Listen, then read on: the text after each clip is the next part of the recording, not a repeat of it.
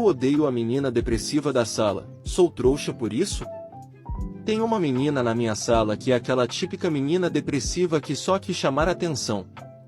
Posta fotos dos pulsos cortados para todo mundo ficar preocupado. São fotos da internet. Porque eu sei como as marcas de cortes profundos como o que ela diz que faz são e o pulso dela não tem nem a marca de cortes mais superficiais. Ela vai no banheiro para vomitar, porque ela tem anorexia. Na realidade ela diz isso pros professores, mas ela sai da sala para fumar vape no pátio, e ela até diz que se identifica como transasiática, porque ela se identifica como japonesa, vou ser bem sincera. Isso me irritou muito e fez até eu falar mal dela pros outros. Porque minha mãe é japonesa e meu pai é brasileiro. Mas o pior começou há cerca de uma semana quando ela brigou com as amigas dela porque as amigas descobriram que ela estava mentindo sobre o negócio da anorexia e as amigas expulsaram ela do grupo. Por causa dessa briga ela decidiu mudar de lugar para não ficar perto das amigas dela. Ela decidiu sentar na minha frente e ficar mais próxima do meu grupo. Meu grupo acolheu ela muito bem, mas a gente está odiando cada segundo disso. A menina fica brincando sobre as nossas maiores inseguranças. Por exemplo, eu sou gorda e eu sei disso, mas não gosto que falem. Eu falei isso pra ela e ela prometeu não falar sobre isso. Mas quando eu comi meu lanche ontem sem oferecer um pedaço para ela, ela falou, sua gorda egoísta.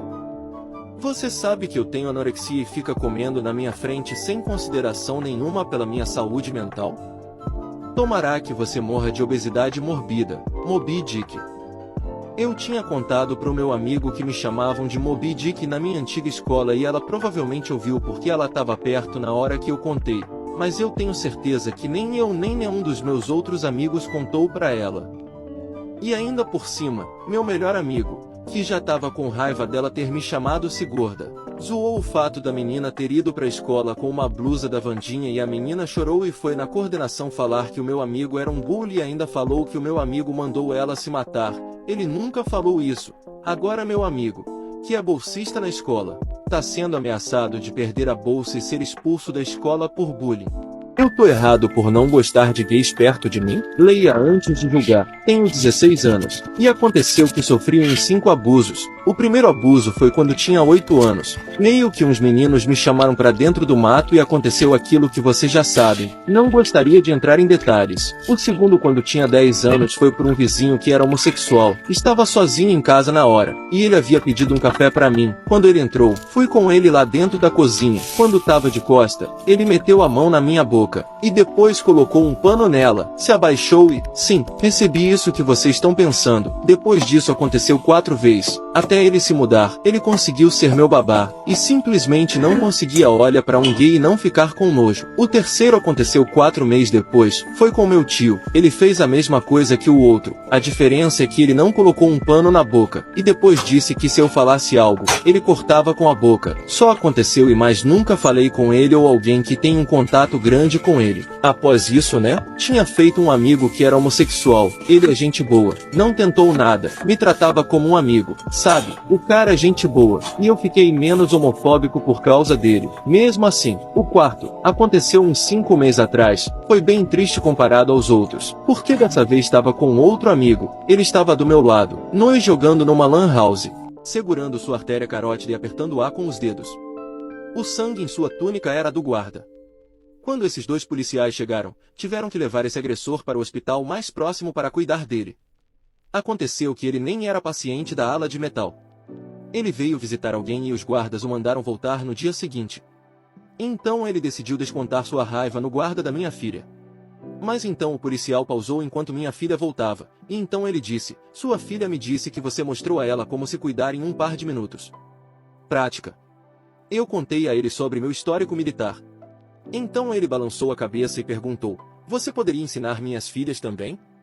Então eu disse a ele que poderia, e se ele quisesse passar um dia, poderia me observar.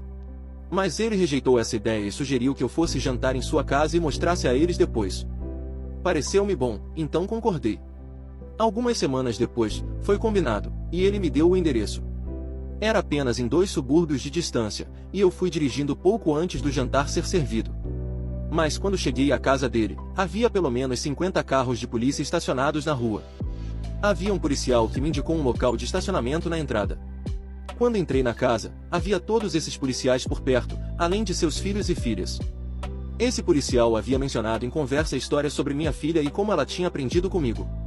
Então, praticamente todos os policiais de plantão naquela noite pegaram seus filhos e foram para a casa desse policial específico. Eles trouxeram comida e montaram um churrasco e tinham bastante para eu comer. Havia também algumas esposas e algumas policiais lá, todas querendo aprender como se defender. Acabei tendo que organizar grupos deles para me encontrar em algum lugar para que eu pudesse mostrá-los de perto e pessoalmente. Senti-me muito honrado ao saber que todas essas pessoas queriam que eu ensinasse seus filhos e filhas a se protegerem como minha filha fez. Minha esposa me traiu porque queria ser rica, mas as coisas não aconteceram exatamente como ela pensava. Estive com J por 5 anos e casado por 2, e durante esse tempo, tudo foi ótimo. Quando nos conhecemos, houve uma conexão instantânea, e meu amor por ela só cresceu ao longo dos anos. Minha mudança de comportamento não passou despercebida pelos meus amigos, que costumavam brincar sobre como eu mudava quando estava com ela. Antes de conhecê-la, eu era um tanto frio e reservado, o que pode ter sido influenciado pela minha experiência anterior no serviço militar e também pela criação que tive. No entanto, com ela, me tornei mais vulnerável do que jamais fui com qualquer outra pessoa. Durante esses 7 anos, minha vida era praticamente perfeita. Eu estava ganhando um bom salário em meu trabalho, finalmente tinha uma reserva financeira, e estava profundamente apaixonado pela mulher dos meus sonhos. Antes do casamento, decidi criar um fundo fiduciário no qual coloquei todos os meus bens, designando meu melhor amigo e minha irmã como executores. A decisão foi em parte motivada pela experiência do meu amigo, que enfrentou um complicado divórcio e teve que dividir seus bens, mesmo sem a contribuição da ex-esposa. Portanto, tomei essa medida para me proteger de quaisquer contratempos futuros, embora a ideia de divórcio fosse algo completamente fora de cogitação naquele momento. Antes de nos casarmos, concordamos com um acordo pré-nupcial que estipulava que, em caso de traição, não haveria obrigação de pagamento de pensão alimentícia, algo perfeitamente legal em nosso país. Fiquei um pouco chocado quando ela me propôs isso, pois jamais imaginei traí-la, e tampouco pensei que ela poderia me trair. No entanto, acabei aceitando a proposta. O primeiro ano de casamento transcorreu perfeitamente, estávamos financeiramente estáveis graças ao meu trabalho, morávamos em uma bela casa e desfrutávamos da vida, viajando para lugares incríveis, conhecendo pessoas novas e fazendo amigos.